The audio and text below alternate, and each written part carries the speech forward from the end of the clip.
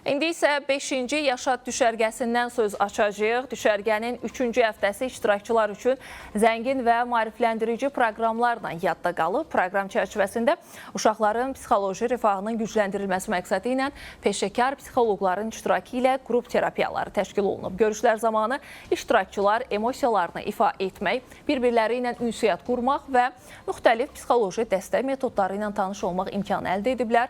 Bundan başqa uşaqlar üçün ekoloji maarifləndirmə təlimi və ustad dərsi ağız və diş sağlamlığının qorunmasına həsr olunan maarifləndirici təlim də keçirilib. İştirakçıların asudə vaxtının səmərəli təşkili məqsədi ilə hovuz saatı, açıq hava şəraitində kino nümayişi də olub. Şəhidlərimizin əmanətləri müxtəlif fiziki və komanda oyunlarında da iştirak edərək çeviklik və liderlik bacarıqlarını da inkişaf etdiriblər.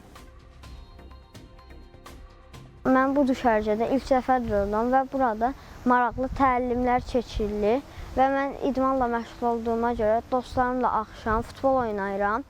Burada könüllərimiz çox yaxşı davranır bizə, bizə çox maraqlanırlar. Burada hovuz olur.